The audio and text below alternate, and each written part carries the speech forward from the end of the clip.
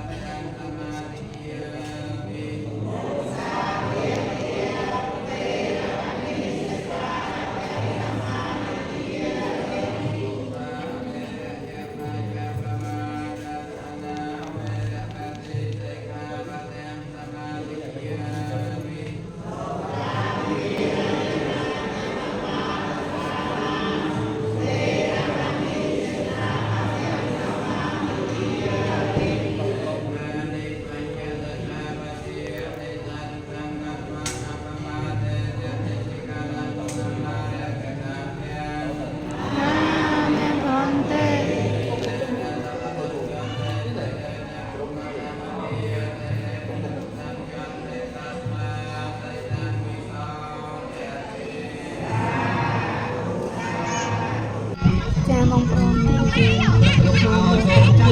មកបងប្អូននេះកន្លែងនេះគឺគេមករួមរបាំថ្វាយលាបំណន់បងប្អូនទាំងអស់គ្នានេះមើលទេសភាពនៅលើភ្នំកលែនណានៅវត្តភ្នំប្រកាលល្អណាបងប្អូនស្អាតទេសភាពស្អាតមែននេះសតតារាហើយនេះគេឲ្យកូនគេថតជាមួយមុខកូនគេខ្ញុំខ្នាញ់ណាស់ក៏ជ្រួយគេតឹងរម៉ែគេម៉ែកូននោះមិនខុសមាតគ្នាទេបងប្អូននឹងមិត្តភក្តិខ្ញុំហើយនេះទស្សនភាពដែលគេរំថ្វាយលាបំណុលណាបំណន់ការបន់ស្រន់ណាគេបន់ស្រន់បានអ្វីមួយយ៉ាងអញ្ចឹងគេមកលាបំណន់ឥឡូវវគ្គមលេងទឹកឲ្យបងប្អូនគឺត្រជាក់ខ្លាំងមែនទែនហើយទឹកច្រើនទៀតខែហ្នឹងខែវស្សាបងប្អូនចាហើយនេះកូនខ្ញុំចានេះខ្ញុំនេះខ្ញុំលេងតែជាមួយនឹងកជ្រូកទេសាច់វាចឹងនិយាយថាខ្នាញ់ហ្មងបងប្អូនចាហើយនិយាយពីទឹកហ្នឹងត្រជាក់មែនទែន